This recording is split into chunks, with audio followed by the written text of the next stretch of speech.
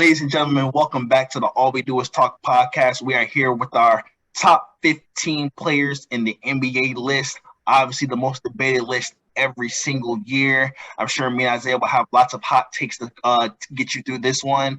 Basketball season is back. It's time to rank the upper echelon of the league. How you doing, man? Hey, let's get it. This is a big list. It's got 15 players. I've got a few best of the rest. Let's just jump right into it with the best of the rest.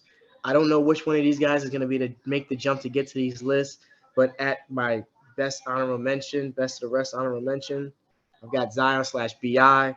One of them is going to get there. Just don't know which one. Love the talent on both. Top two picked players in the draft. Easy as that. Just missing out two guards from the East, Trey Young, Donovan Mitchell, definitely top 20 players, but just barely missing out on that coveted 15 through 1 spots that a lot of people wanted. You got any honorable mentions? My biggest honorable mention would be Cat, Karl Anthony Towns, just outside of the top 15. But I think we're pretty chalk here. Trey Young, Donovan Mitchell, your 20 to 30 type of guys who can great second options, all-star first options on decent teams, but not quite the upper echelon. All right, so we'll knock it out in tiers of 5 because that's kind of how I broke it down. So in this 11 through 15 tier, I've got some guys who are coming back from injury, got some question marks about their age or just overall basketball character. At 15, I've got the basketball character one. I've got Karl Anthony Towns. People said a few years ago, GMs picked this guy to be the best player in the NBA. It just never, ever has happened yet. Oh, that's a bad throw, Justin. Not in the fourth quarter. He fumbled it. Oh, what the?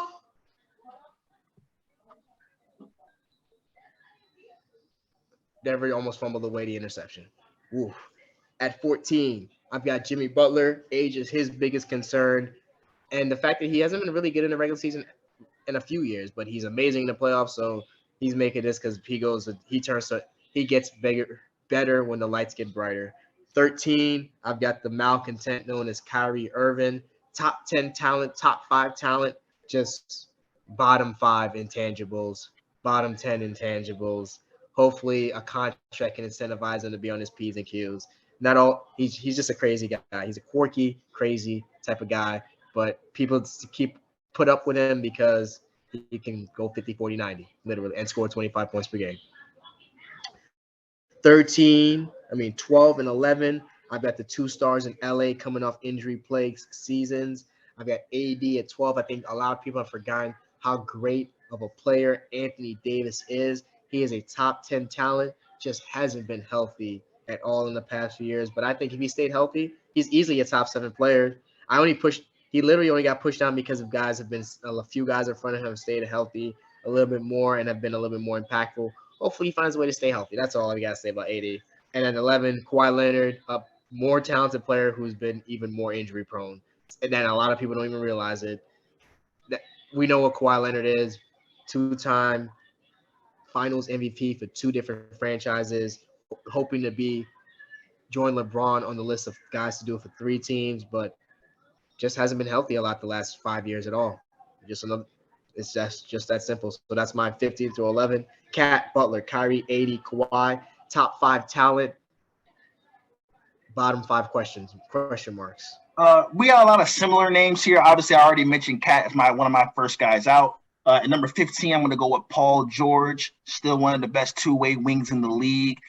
Almost single-handedly carried the Clippers to the playoffs last year, but he deals with lots of injury issues like Kawhi. Obviously, the talent is there. He's in his peak physical prime. You expect another great season out of him, especially with in the Ty Lue system. He just has to stay on the floor, and the Clippers have to stop choking when it matters most. Number 14, I got Kyrie Irving. Obviously, as Isaiah said, more talented than the 14th best player in the league, but he'll nuke your team chemistry, and that has to be taken into account here. Kyrie Irving, great basketball player, not great intangibles. At number 13, Jimmy Butler. I think this is about where he belongs. He's not quite one of the 10 best players in the league, but you can't really drop him much further than that when it matters most, when the team needs it most. He elevates his game as well as anybody in the NBA. Jimmy Butler is a dynamic player. He's getting a little bit up there, so this may be his last year on the list. But for right now, I think he's worthy of a spot. At number 12, I got my man Devin Booker, who deserves way more respect for what his turnaround of the Suns organization than Chris Paul. He's been their best player the last couple of years. He's become better as a defender, better as a leader. He's obviously the best offensive player, best scorer. He unfortunate showing in the playoffs last year. They no showed in Game 7, but outside of that, Devin Booker has been outstanding for that team. He's really, really good. And at number 11, I'm with Isaiah. Anthony Davis, obviously, like Kyrie Irving, should definitely be way higher on this list in terms of a talent, but he's played 80 out of the last 160 possible games for the Los Angeles Lakers. It's just not enough. If you're only playing half the season, you're not helping team, you're not being valuable, and that's the reason why he's lower on the list, and it's the reason why the Lakers have been lower on the list the last couple of years. So I'll look at that again. Paul George, Kyrie, Jimmy Butler, Devin Booker, 80. It hurt me to leave PG-13 off the list. Used to be a big fan, never since he became George Paul. But I just don't know. I don't know. It was tough. I took Jimmy Butler instead. I let Jimmy Butler clear them. So let me knock on my 10 through 6, which I'll call a couple old heads trying to hold onto their spots, and 3 guys chasing them down. At 10, I have John Morant, who Moody has already dubbed his choice for MVP. This is the second coming of Derrick Rose. Only injuries can hold this man back, and maybe team turmoil from the fact that they're really great when he doesn't play. So, but they seem like everybody loves him over there. Everybody loves everybody there. But love is great until they start giving out contracts and blame and also praise. So that's when that changes a lot of things. So let's see if that team camaraderie still holds true. Number 9, I've got D-Book. Is he the best shooting guard in the league? Probably. He is on my list. He is on my list. Is shooting guard probably the poorest it's ever been? And, yeah. So it really doesn't mean much, but he's the last of a dying breed, a certified top 10 player that's a bucket getter. That's literally all he does. He showed some more passing ability last year. Wish he'd be better on defense. He's got great size for it, but he's just going to shoulder the load, give you 26 to 27 points a game relatively efficiently. Great mid-range game. Like Moody said, hopefully he can start to take more three-pointers. And number 8, I have a guy that I originally had penciled in the top 5. I didn't realize he's just not there yet. Jason Tatum. Him and Devin Booker, they're chasing the 2 guys in front of them along with Ja. These guys could be top 5 players by the end of the year. We just got to see it. At 7 and 6, I got the 2 guys that they're going to keep holding on until it's gone. I've got 7. I got LeBron James, King James. What more, like Eric says about Tom Brady, much more is left to be said about LeBron James. You know his work. You know his name.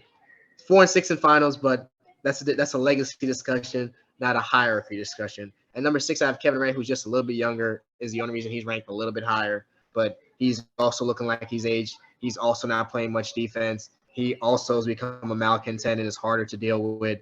So, I mean, I'm sure by the end of this year, Booker and Tatum will jump these guys, barring any serious injury. So that's my 10 through 6. Ja, D-Book, Tatum, LBJ, KD. Couple young guys chasing a couple old guys. All right. I have a couple of similar names on the list, but I think we defer slightly at the top. At number 10, I got Kawhi Leonard, pretty much the same as where Isaiah had him at 11. He slots right back in as a top 10 player until he proves that he isn't one, despite the injury. At number 9, John Morant, like Isaiah said, my choice for the MVP. I think he's got a great chance here to really break out from that. The team is better without him than with him, especially with the Jaren Jackson Jr. injury. If he puts up big time numbers, he'll be good. At number 8, also in congruence with Isaiah, Jason Tatum. He's sniffing it, but you got to show the ability to rise above in the biggest possible moment. Not get distracted by Andrew Wiggins in the finals. You can't get distracted by Andrew Wiggins in the NBA finals. Can't happen under any circumstances. I don't care if your team lost. You can't be the reason they lost. Sorry, Jason. You take a ding for this one because you're probably better. At number 7, I'm going to have a little bit of surprise here. Joel Embiid at number 7. I know he was fighting for the MVP last year, fighting for the Defensive Player of the Year, but I still question his ability to rise above adversity in the playoffs to be able to drag a team. And I also don't think that the center position is just as valuable. So I had to put other guys ahead of him because he's not the offensive creator that the other center that will be higher on this list is. And at number 6, Kevin Durant. Obviously, as far as talent and ability goes, he's second to none. But it was really, really hard to watch what Jaylen Brown and Jason Tatum did to him in the playoffs last year. It was hard to see. He's still great, but the injury issues have popped up more and more in the last couple of years. If he plays a full season, he's better than most people on this list. He's top 2, top 3. I just have to see him do it on a consistent basis. So I'll go through that again. Kawhi Leonard at 10, John Moran at 9, Tatum at 8, Embiid at 7, and Kevin Durant at 6. Yeah, in case you guys are wondering, Nathaniel Hackett is still running a shit show here in Denver. But they're up. They're up in the fourth quarter, but Justin Herbert has the ball. Yeah, you found a way to pigeonhole your guy in the top 5. He was always going to be in there, Isaiah. He won the scoring title last year. He was going to be in the top 5. Bradley Beal won the scoring title a couple of years ago. Is he we comparing Bradley Beal to LeBron James? Is that what we doing now? We comparing Bradley Beal to LeBron James? Yeah, I'm gonna go with my top 5. This is the undisputed top 5 players in the league. I'm sure of it. At 5, I've got Joel Embiid, unstoppable offensive and defensive force. Just always got some stupid nick and knack. That's the only Joel Embiid problem. He's overcome the massive injuries, more Denver Broncos penalties. He's overcome the massive injuries. He's just always got some stupid nick and knack. For a guy that big, he's attracted to a bad injury. At number 4, it hurt to put the Finals MVP here, but I think this is where he ranked. I think if you swap the 3 players I have in front of him with Steph Curry, I think the Warriors would be better, and that's saying something because they've won 4 titles in the last 5 years or something like that. Steph Curry, he's the best of the old guys, still fighting away some. He's the youngest of the old guys, fighting off these old guys, and still we all know Steph needs a system around him. Is the best defender he's ever been in his career, and is still a target on defense. So not giving you much on that end. And without Klay Thompson, you really saw in the finals that, hey, you could run some whoever offense on Steph Curry, but we always know that. And number 3, and here I think are the 3 uncontested best 3 players in the league. I've got Luka Doncic, who could probably be the best player in the league when all is said and done. Could possibly be the greatest player of all time when all is said and done if you listen to Nick Wright. Possible. We never know. But his team sucks, so he's going to shine. He might average a triple-double. He's one of these 3 players on this list that I have in my top 3 could all one day do that. But, yeah, Luka's Luka. He's the best version of the James Harden, Manu Ginobili player archetype that we've seen in this lifetime. Amazing player. Needs to be better on defense. Needs to become a more consistent shooter. Needs to be able to play more in a team offense. But that's just he's still really young. To be this high, I always thought he was going to be good, but he's been even better than I ever thought he could be. 2, in front of Luka only because I think he's got the MVPs. Luka finally went to the conference finals to match him. But Jokic, who is my pick to become a 3-time MVP, say it 3 times. Nicola Jokic, never seen anything like him. The best passing big I've ever seen, probably the best passer in the NBA, probably the most dominant offensive force we've ever seen in this lifetime that could do from what he can do. Shaq was dominant. We know Kobe, LeBron, KD, they're dominant, but there isn't anything Jokic can't do. He's got inside game, perimeter game, and he can set up teammates, which makes him he's a triple threat from every level. And number 1, Giannis, the undisputed best player in the NBA. I've been calling him the undisputed best player in the NBA for 4 years now, and I'm going to continue to call him the best. He's the best. He's the most unstoppable offensive player, and he's the most unstoppable defensive player. And if you're the best of both of those, you are the best player in the NBA. Yeah, great list. Obviously, those guys are every bit deserving to be in that. Oh no, another Chargers guy limping off the field because that's just what happens to the Chargers. At number 5, I'm going to have Wardell Stephen Curry. He's just got him lower.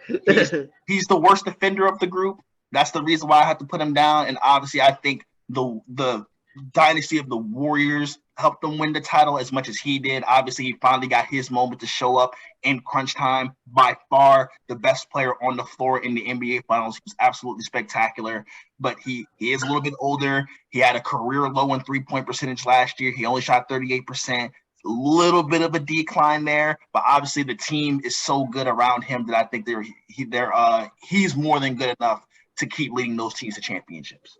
At number 4, I got Luka Doncic. Obviously, he's big, tall, long, unbelievable scoring threat, unbelievable offensive threat. You can run an offense through him, and it's going to be a top 10 offense no matter what. He's a decent shooter. Him and LeBron James are like, they're good shooters, but they're not like shooters. You know, they could just make shots because they're automatic bucket getters.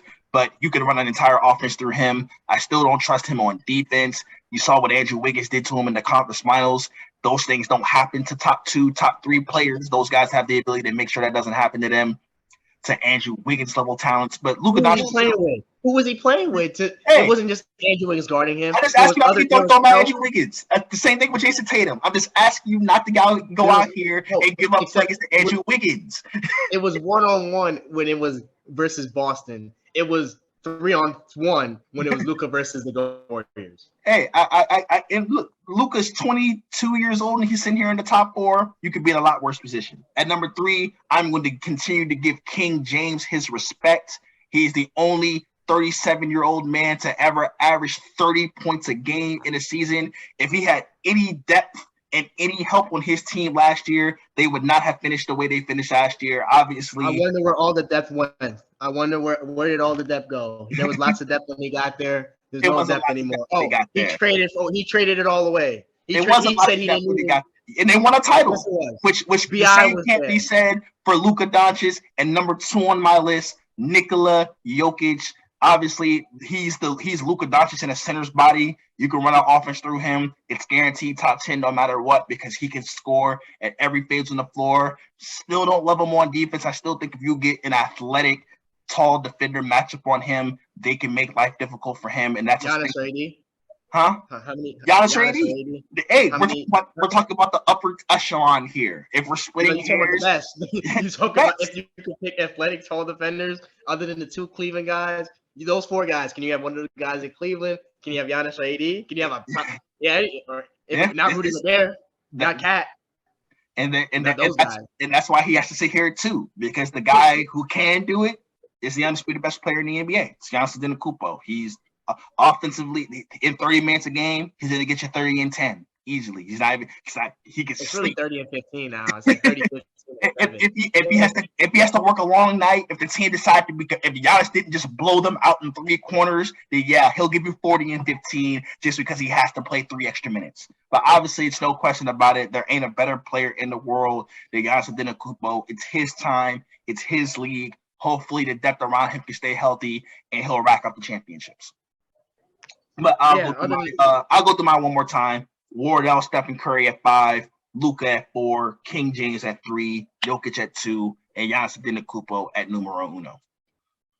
Yeah, I mean, other than your homerism for LeBron James, we went pretty. I think it's a consensus. I think it's other than that. Paul George is the player that hurt for me not to mention.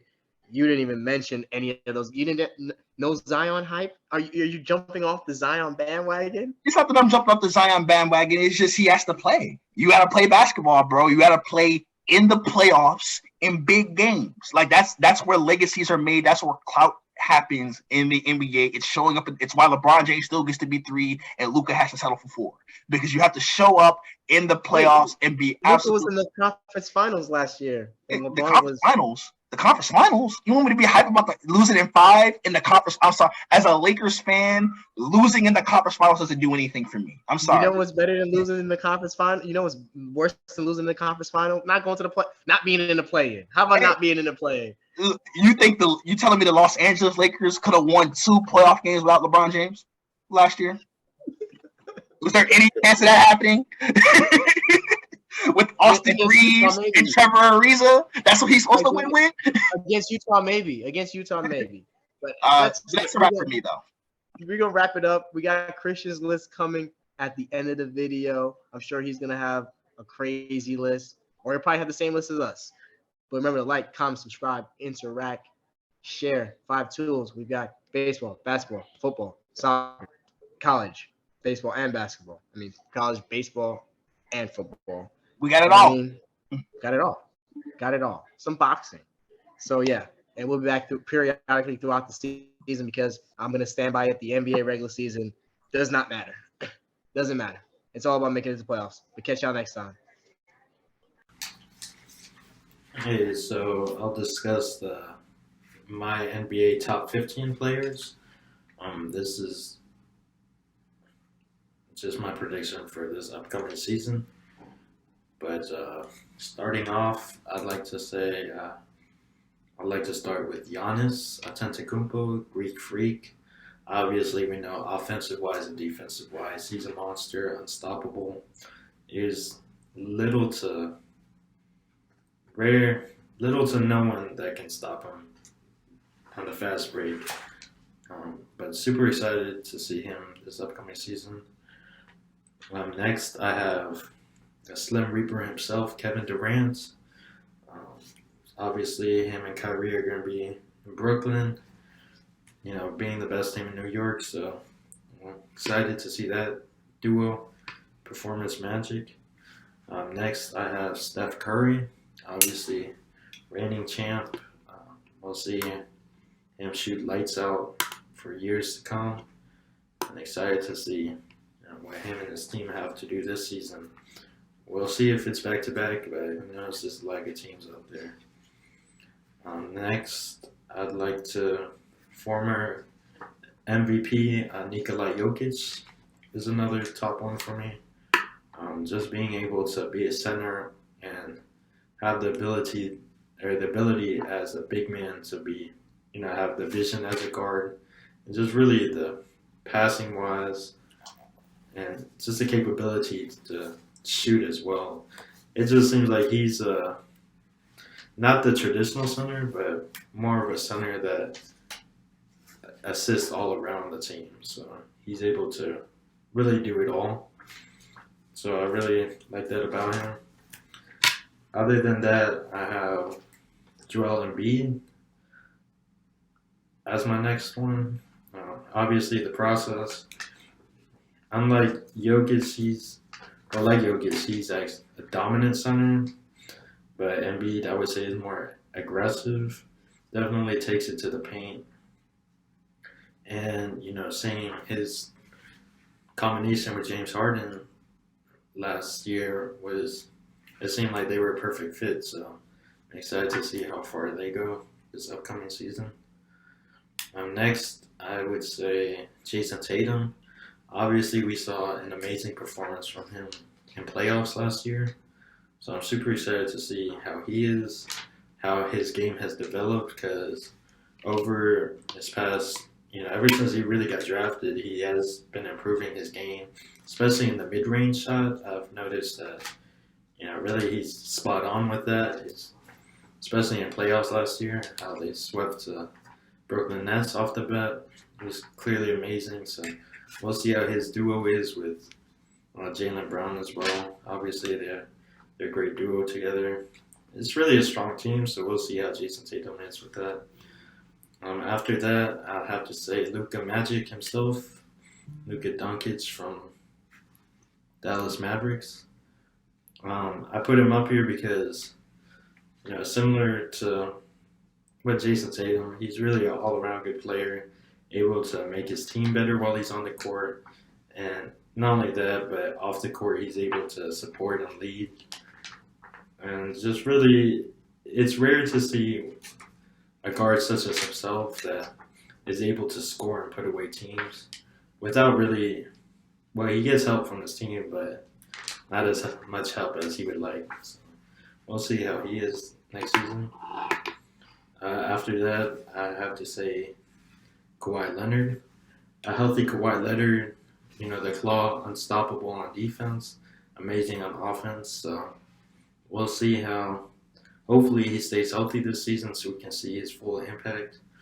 But especially with Paul George next to him and now returning after a 2-year layoff, John Wall. I'm excited to see that trio and see how they develop together. After that was 5, 6. So this is my 9th player.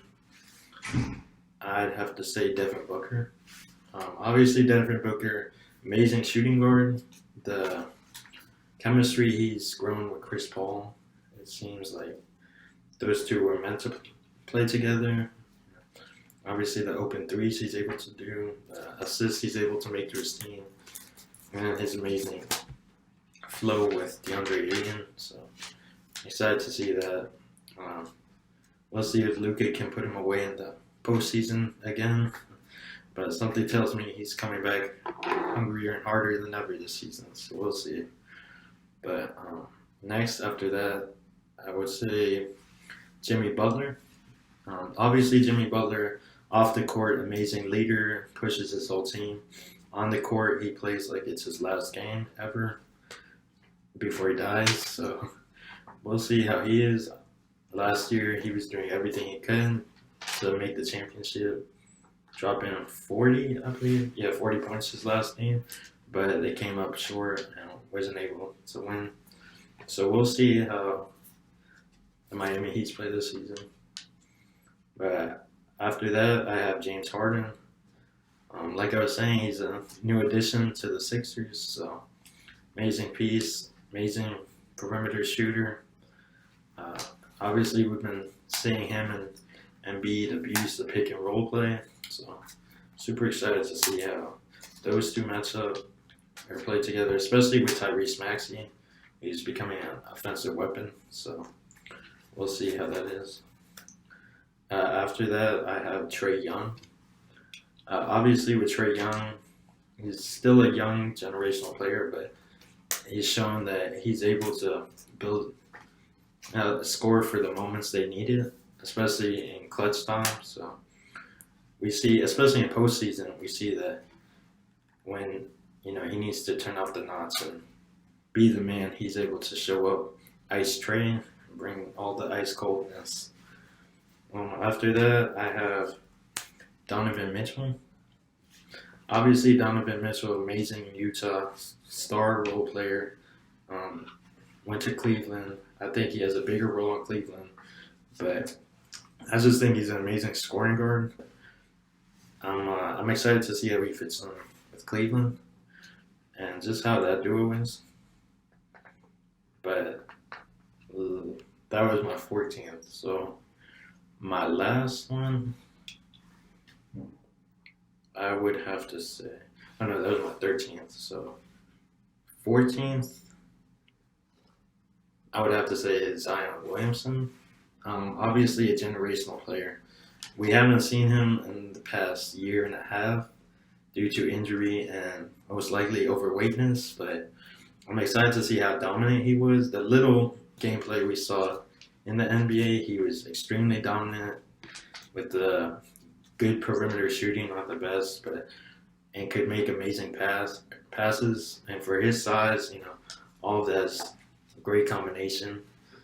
And especially with Brandon Ingram, CJ McCollum on this team, the New Orleans Pelicans is a young team.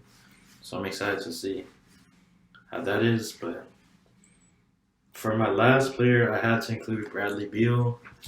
Obviously, role player, Washington Wizards. Amazing leader, shooting guard.